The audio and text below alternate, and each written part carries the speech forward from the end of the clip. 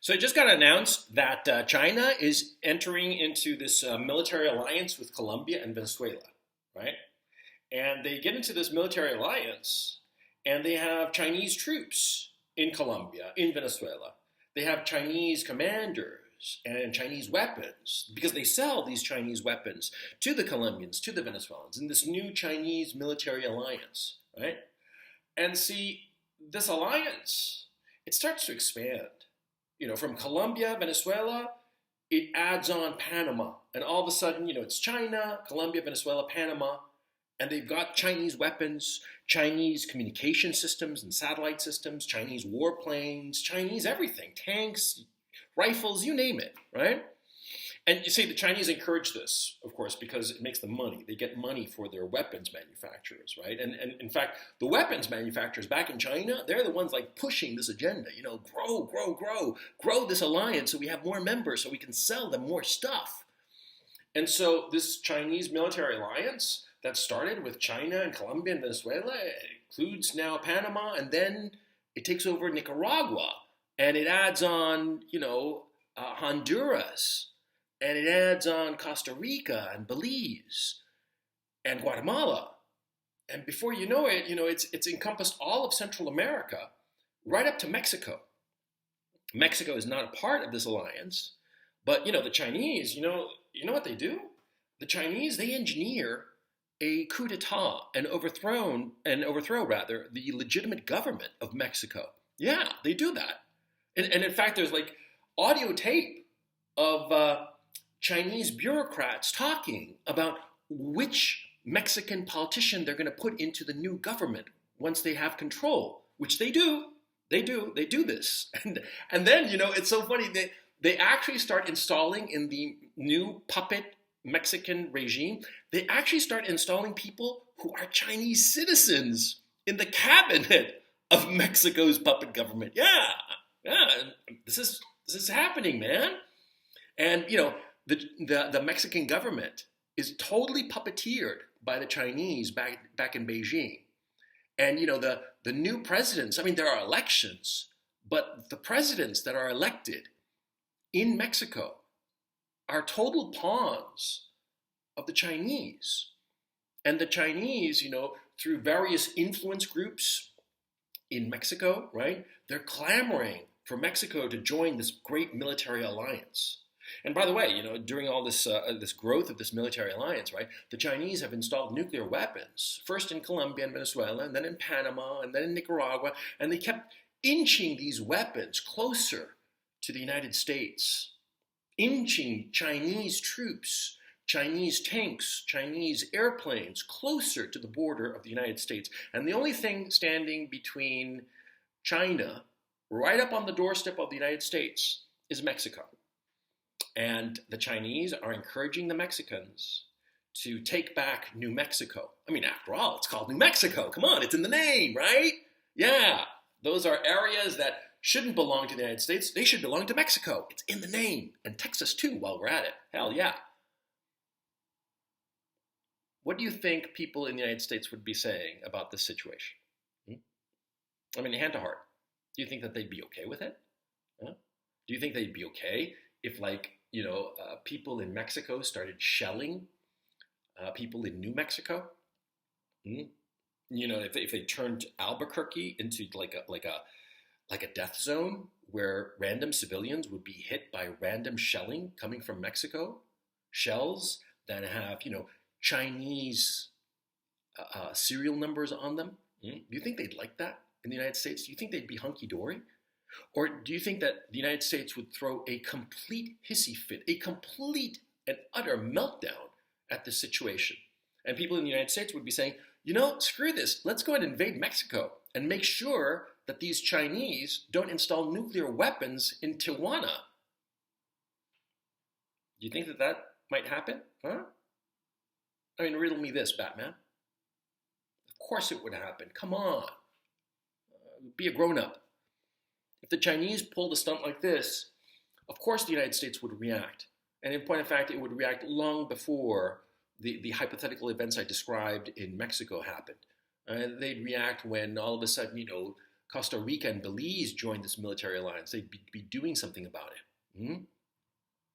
People in the United States would freak out.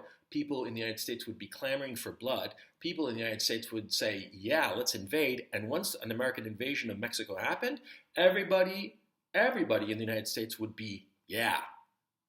And if the rest of the world started saying that America is evil and that there should be no more trade with the United States, and that we should cut off all economic activity with the United States and try to break the American economy, if people like in Europe and India and wherever started openly saying that we should try to break the American economy for its illegal and immoral invasion of Mexico, what do you think Americans would say to that? They'd say, screw those people. If they don't want to trade with us, fine, we'll go on our own. But we're not going to let the Chinese put nuclear weapons in Tijuana, period. We're going to take over Mexico. And we're going to invade it, and if we have to demolish the whole damn country, I mean, I hope we don't, but if we have to, we will, because we're not going to let the Chinese military take over Mexico, put Chinese troops right on our border with nuclear weapons right on our border. We're not going to let that happen, period. That's what the United States would say. Now, you understand the situation going on in Russia and Ukraine? And because this is what's going on. It's not complicated, man. This is exactly what's going on.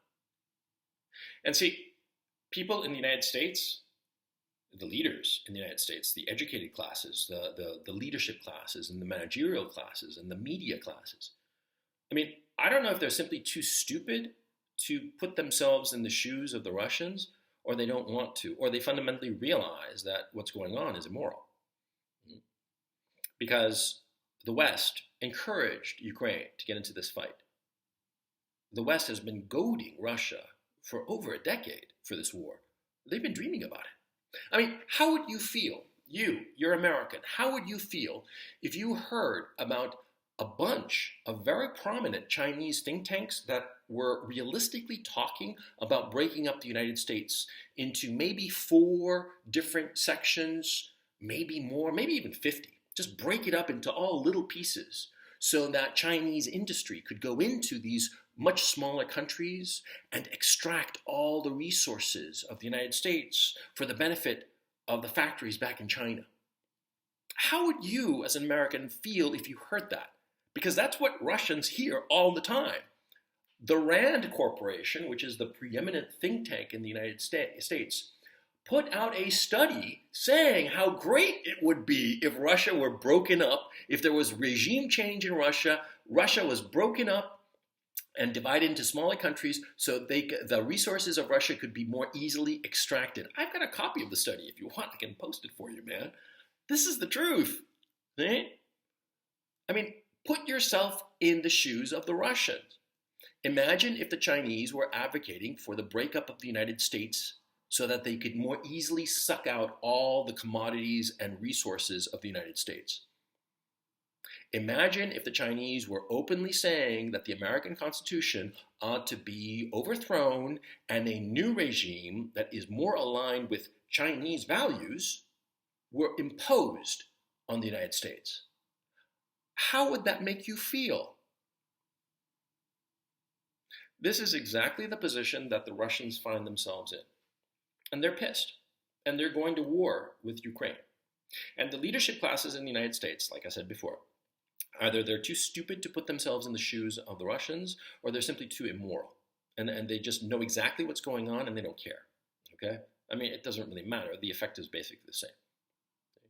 And you have to understand also another thing that's going on with the Russians. See, once this war has started, they're not going to back off.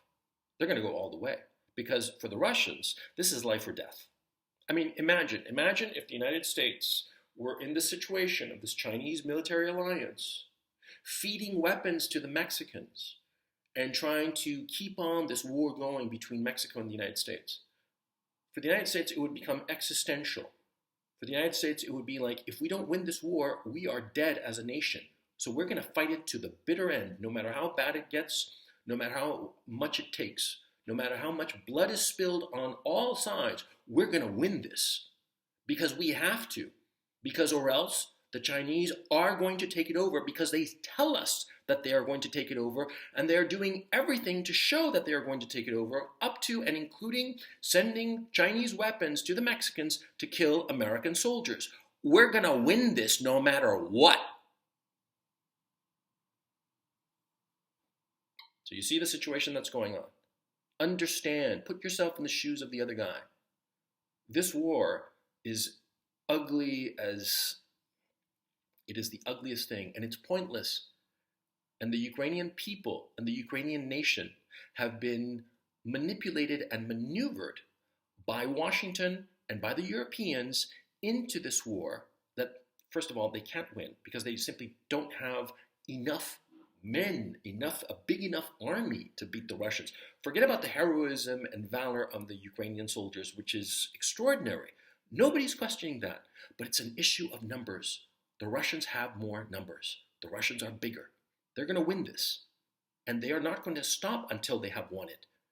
And the only people who are going to pay for this are the Ukrainian people and the Ukrainian nation. And it's all because the United States goaded them into this, because the United States kept expanding and expanding. The surprise isn't that we have this war going on. You know what the surprise is? The surprise is that this war didn't start 5 years ago. Yeah. The Russians tried to negotiate, tried to talk, and use diplomacy to resolve this issue. But the Americans wanted this war. The Americans started this war. Understand what's going on.